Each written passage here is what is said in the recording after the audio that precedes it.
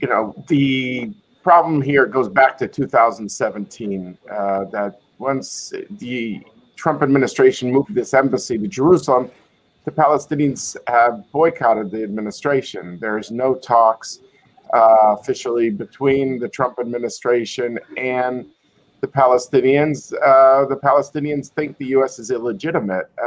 That's how they see this administration.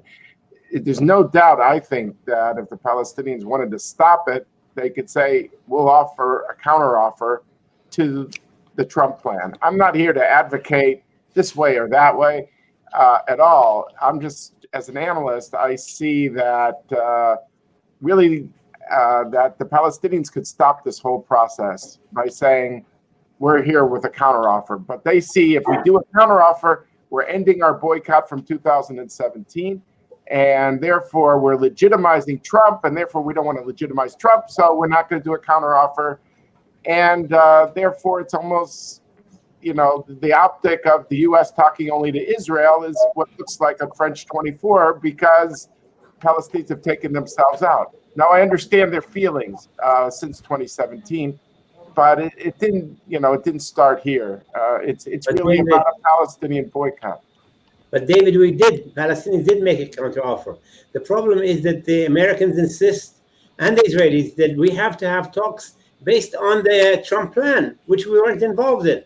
Come on, the last talks that we had under Obama and John Kerry, it was the Israelis who blew up the talks.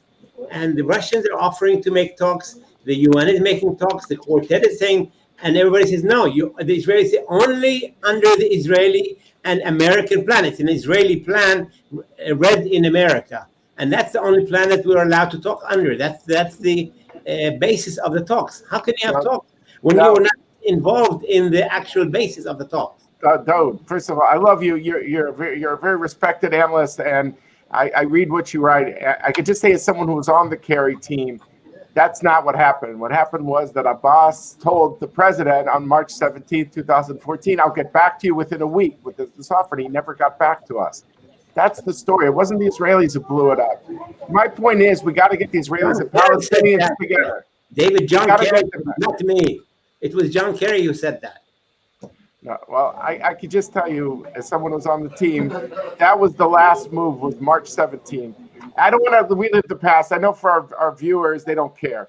But my point is, there's no substitute for the Israelis and the Palestinians talking to each other. That's why I'm against the annexation. I think it's wrong, and I think that the parties themselves have to deal with it. But, despite what Mark said in his opener, it's not that the Palestinians weren't invited. The Palestinians refused to talk to this administration. That's the reality. And Daud, I think you agree with me on this. Yes, they talked before. They had many meetings, and everything they said was thrown in the garbage. And then they moved the embassy. Of course, that everybody says Palestinians and Israelis must not take any decision that will affect the final status. And the Americans, who have nothing to do with this, they're the ones who played and got involved, and they carried the Israeli bag. That's what messed it up. Look, I do think the U.S. should have gotten much more in return for it, but I see that different than this, because what America does with America's buildings, it's one thing. It could have extracted more from Israel. I totally agree with you. This is different, because once you annex the land, then you reduce the incentives for Israel to make concessions later on. And there's no substitute for Israelis and Palestinians negotiating among themselves. On that, I agree with you. Okay. David,